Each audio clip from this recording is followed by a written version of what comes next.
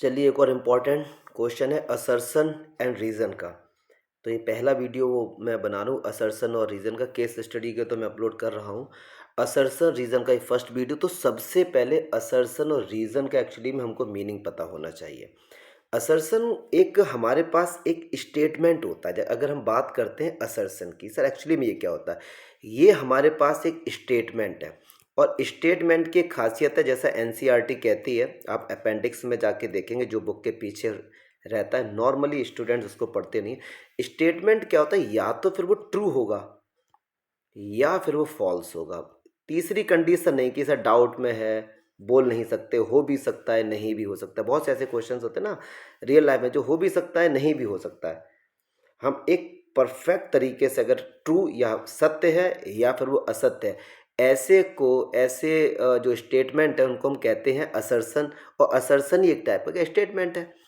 तो मतलब जो भी आपको 9th 10th 11th 12th में जो भी क्वेश्चन असर्शन और रीज़न के मिलेंगे, तो असर्शन या तो ट्रू मिलेगा या फिर फॉल्स मिलेगा। बीच का कोई भी कंसेप्ट डाउट वाली वहाँ पे बात ही नहीं होगी। अब आता है रीज़न। रीज़न जो दिया गया, आपसे जो भी क्वेश्चन पूछा गया, जैसे किसी ने कहा कि स्काई इज़ ब्लू, ये एक असर्शन हो गया। मतलब या तो स्काई जो है ब्लू हो सकता है या फिर नहीं हो सकता है। अब जो उसका रीज़न दिया गया, एक्चुअली में रीज़न जो भी दिया गया होगा, मैं ऐसे एक एग्जांपल ले रहा हूँ कि इससे कि स्कैटरिंग होती है इसलिए ब्लू दिखता है, या बहुत से लोग कहते हैं कि जो समुद्र है उसके पानी के रिफ्लेक्शन से होता है। तो जो रीज़न है, अगर वो असर्शन की बात को एक्सप्लेन कर पा रहा है, तो हम कह देंगे कि भैया R is the correct explanation of the assertion A. कहीं पर दोनों ही ठीक होंगे, रीज़न भी ठीक होगा, असर्शन भी ठीक होगा, लेकिन रीज़न जो है इसका वो करेक्ट एक्सप्लेनेशन नहीं होगा। तो इसमें बच्चों को बहुत डाउट होता है। और एक चीज़, ये सर अभी 2-3 सालों से हमारे एग्ज़ाम में ये क्यों ऐड हुए हैं, तो आप लोग जानेंगे। जो भी आपके घर में बड़े लोग हैं, उनसे पूछना कि गवर्नमेंट जॉब में ये असर्शन रीज़न आते हैं वहाँ पे। एमसीक्यू जो सरकार ने ऐड की हैं, गवर्नमेंट ने हमारी, वो इसीलिए ऐड किए हैं कि ये एक्चुअली में अभी से आपको गवर्नमेंट जॉब के लिए, कि जब आप गवर्नमेंट जॉब में जाएंगे, तो जब वहाँ पे एकदम एमसीक्यूज देखेंगे या असरसर रीज़न देखेंगे, तो वो चीज़ आपके लिए अलग नहीं होगी। और दूसरे ये लॉजिकल होते हैं। इससे आप स्टडी, जो आपने स्टडी किया उसका रियल लाइफ यूज़ कहाँ पे हो सकता है, वो इसलिए आपको पढ़ाए जा रहे हैं। तो ये पहला वीडियो था, इसीलिए आपको असरसर रीज़न के बारे में मुझे इतना बताना पड़ा। अब जल्दी से पहले क्वेश्चन को रीड आउट कर लेते हैं। ये जो कंडीशन है कि ए बताइए सही है, बी ठीक है, या सी है, या डी, इसको बाद में देखेंगे। पहले हम लोग क्वेश्चंस को रीड आउट करते हैं। तो क्वेश्चंस क्या है, यहाँ से हमारे स्टार्ट हो रहे हैं।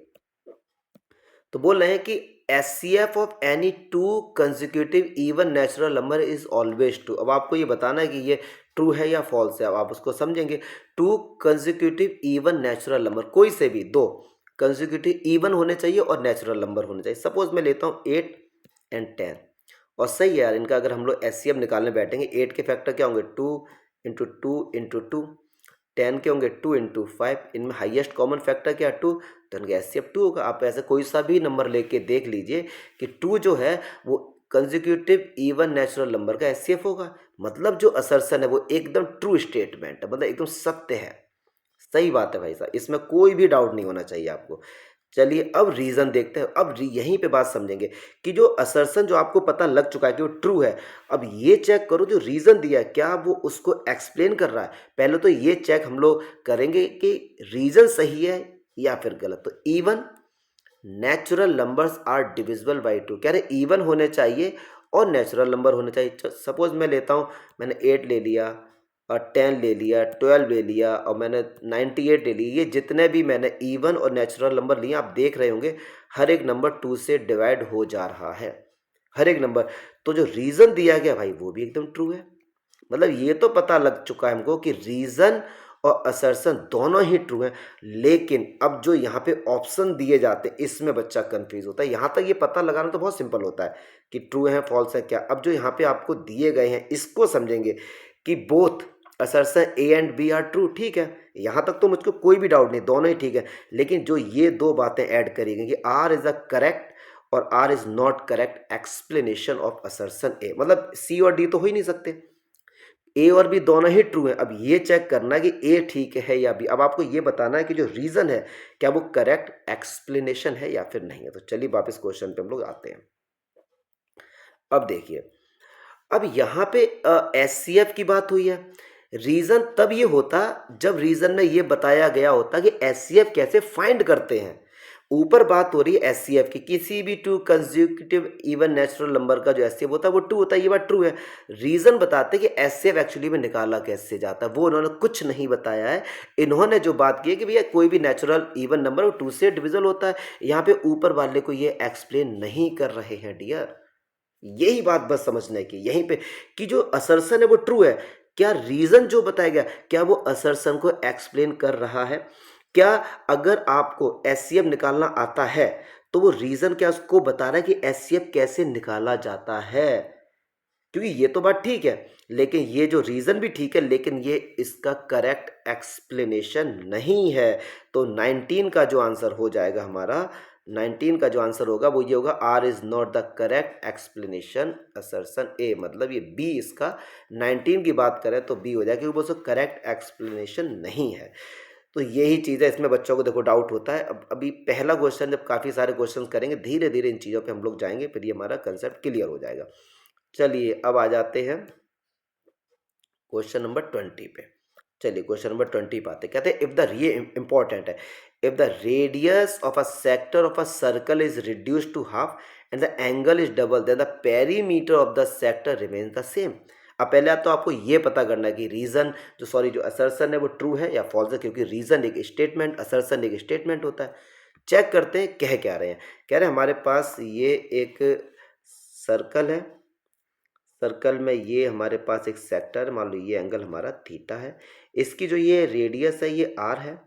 कह रहे हैं इसका पेरीमीटर, अब ये ही बस यहाँ पे ध्यान देने, ये मान लो पॉइंट ओ है। पेरीमीटर क्या होगा इसका, इसको ऐड करो, इसको ऐड करो और ये लेंथ ऑफ आर्क को ऐड करो। तो R plus length of R क्या हो, थीटा अपॉन 360 2 पाई आर, ये आ गया इसका पेरीमीटर इस सेक्टर का। बहुत से बच्चे इसका पेरीमीटर निकालेंगे केवल इतना, नहीं डियर ये गलत है।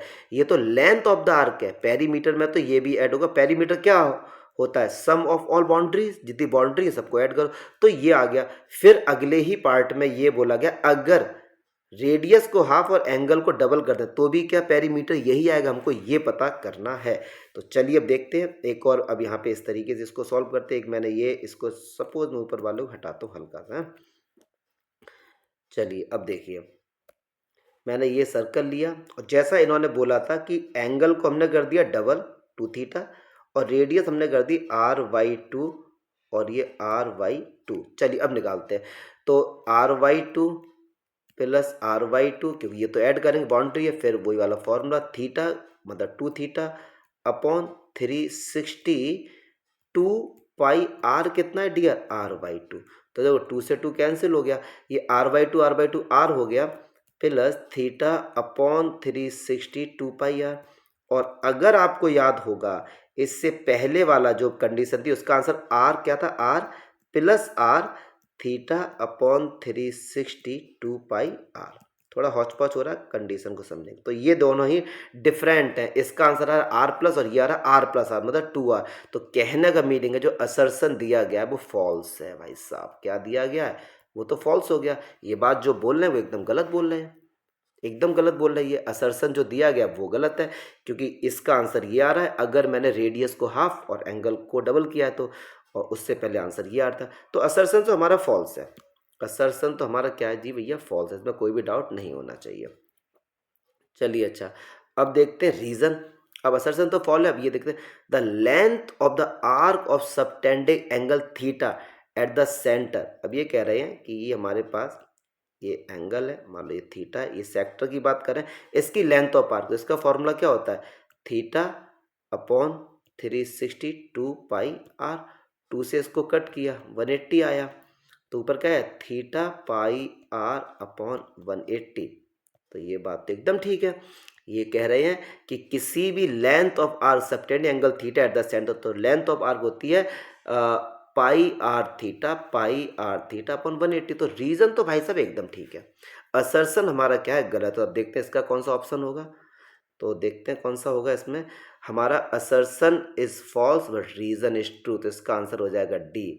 तो 20 का तो हो जाएगा डी और डी, और जो 19 वाला था वो हमारा हो जाएगा बी। पहला है असर्शन रीजन, हो सकता है थोड़ा सा आपको लगे अलग, बट ये 2 मार्क्स बहुत ही ज़्यादा इंपॉर्टेंट है।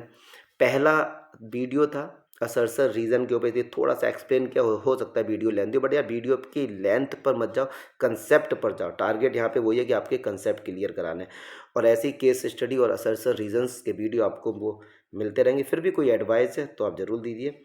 Thanks for watching. जय हिंद। क्लास 10th का असर्शन रीजन का मोस्ट इम्पॉर्टेंट क्वेश्चन है। तो 19-20 दो ही क्वेश्चन मिलेंगे आपको बोर्ड एग्जाम में, 1 से लेके 18 तक तो ऑब्जेक्टिव क्वेश्चंस मिलते हैं।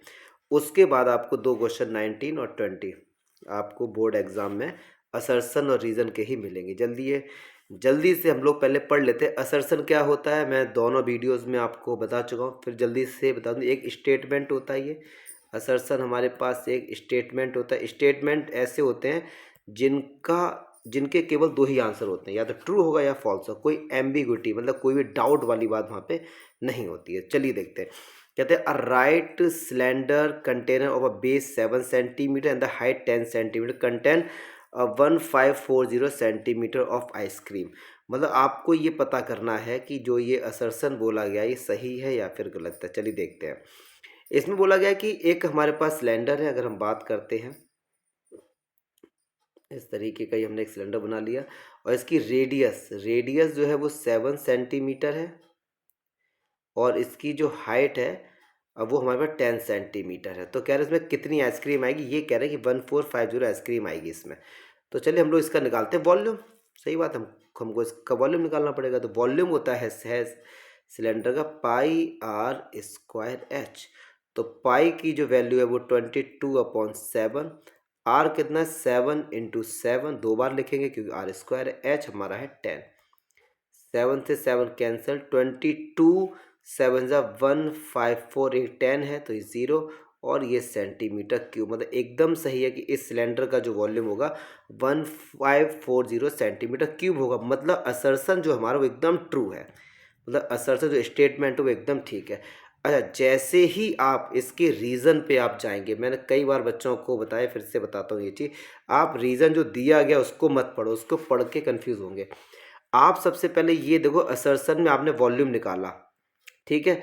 अब रीज़न जो दिखाया जाएगा आपको ये देखना है क्या रीज़न में ऐसा है कि हमने वॉल्यूम कैसे निकाला, क्या हमको वॉल्यूम निकालना सिखाया जा रहा है।